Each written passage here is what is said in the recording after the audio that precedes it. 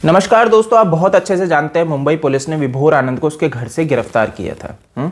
और उसके बाद क्या होता है, उनको जेल में रखा गया। काफी दिन हो गए, अभी तक वो जेल में ही है। बट स्थिति ये होती है कि कल उनको बेल मिल जाती है, कल उनको कोर्ट से बेल दे दी जाती है।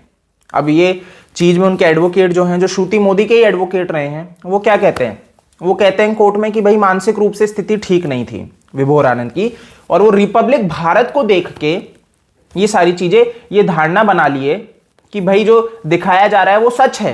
और इस वजह से उन्होंने ये सारे क्लेम कर दिए सोशल मीडिया पे, वीडियोस पे। ये सारे क्लेम इन्होंने इस बेसिस पे किए। अब ये थोड़ा गंभीर विषय, इसमें आपको समझना पड़ेगा। बट उससे पहले मैं आपको बता दूं, कहानी में ट्विस्ट है। कहानी में ट्विस्ट क्या है कि कोर्ट ने बेल तो दे दी, बट कोर्ट ने 6 नवंबर तक विभोर आनंद को जेल में रहने के लिए कहा है, क्योंकि जो काउंटर है उसको टाइम दिया है कि 6 नवंबर तक वो अपनी दलील पेश करे। अगर वो कुछ करते हैं, इसके ऊपर काउंटर करते हैं तो ठीक है, नहीं तो विभोर आनंद बाहर आ जाएंगे। तो ये स्थिति अभी पैदा हुई है। तो ये कहानी में ट्विस्ट है, लेकिन अब आप यहां पे समझो।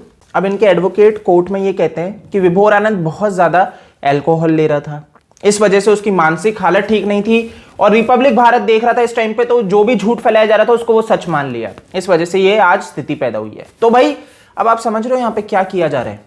यहाँ पे ये किया जा रहा है, आप साहिल चौधरी को भी एग्जाम्पल के तौर पे रखना, मैं दोनों को रखना चाहूंगा, साहिल चौधरी, विभोर आनंद, दोनों की तरफ से क्या बताया गया।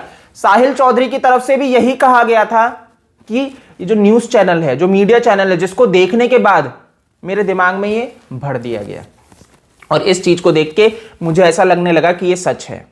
तो अंतहीन गिराना किसको है, रिपब्लिक को। आपको समझना पड़ेगा कि टारगेट रिपब्लिक हो रहा है। आप इन सब माध्यम से जोड़ सकते हो कि भाई विभोर आनंद के द्वारा भी यही कहलवाया जा रहा है कि आपको तभी छोड़ेंगे, साहिल चौधरी के द्वारा भी यही कहलवाया जा रहा है आपको तभी छोड़ेंगे, और निकलना दोनों को है। और दोनों के द्वारा यही कहा जाना एक सिमिलैरिटी रखता है कि टारगेट सिर्फ एक है। सुशांत सिंह राजपूत के वॉरियर्स में टारगेट सिर्फ एक है, अर्नब गोस्वामी। मैं आपको फिर कहना चाहूंगा, ये हर जने को गिरफ्तार करके अंत में जब जज के सामने एक ही स्टेटमेंट निकल के आ रहा है कि मीडिया चैनल रिपब्लिक भारत और ये झूठ फैला रहे, तो इससे ये धारणा आ जाती है कि रिपब्लिक जहर घोलने का काम कर रहा है, लोगों को ब्रेन वॉश करने का काम कर रहा है। बट मेरे को एक चीज नहीं समझ में आती है कि जैसे ही जज के सामने कोई जाता है तो वो इन सबूतों को क्यों दरकिनार कर देता है, जो पब्लिक प्लेटफॉर्म में अवेलेबल है, जो वीडियोस अवेलेबल है, उनको जज के सामने क्यों नहीं रखता। और इवन विभोर आनंद के पास तो और भी ज्यादा सबूत है। इस व्यक्ति ने तो क्लेम किया है कि इनके पास डार्क वेब लाइव स्ट्रीमिंग का इवन डेटा भी आ चुका है। 2 दिन पहले जेल में जाने से इन्होंने अपने खुद के वीडियो में ये बात कही थी।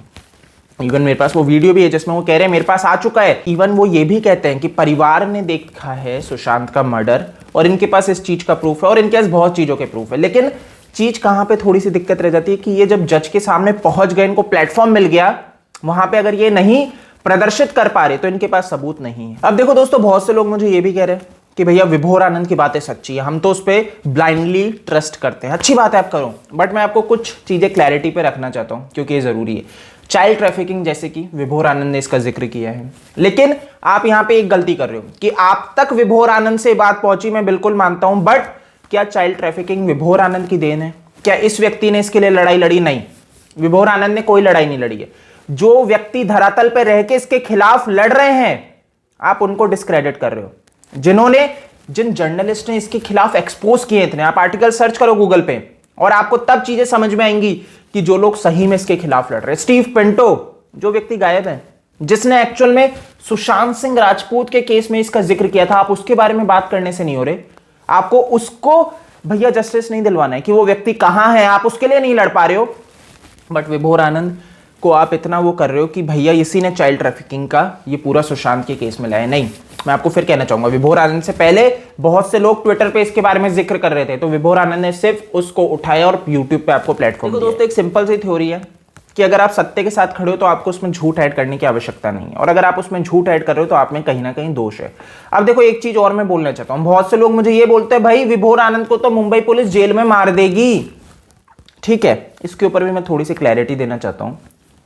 अगर मुंबई पुलिस को मारना ही होता, क्योंकि साहिल चौधरी के टाइम पे भी लोग कह रहे थे, बट आज वो घर पे है, अगर मुंबई पुलिस को इस तरह से मारना ही होता तो पहली चीज तो वो उसको भैया गिरफ्तार ही नहीं करती, ऐसे उठा के ले जाती और मार देती। दूसरी चीज कि ठीक है, गिरफ्तार भी कर लिया क्योंकि इस व्यक्ति के पास सबूत है, उन्होंने सोचा भैया हमें सबूत मिल जाए। ये व्यक्ति नहीं देता पुलिस को, लेकिन उसके बाद अगर पुलिस नहीं निकाल पाती तो वो जज के सामने नहीं लेके जाती, क्योंकि पुलिस को यह डर रहता इस व्यक्ति के पास जो सबूत है वो जज को सौंप देगा, और जज को सौंप दिया तो मुंबई पुलिस के लिए आफत आ जाएगी।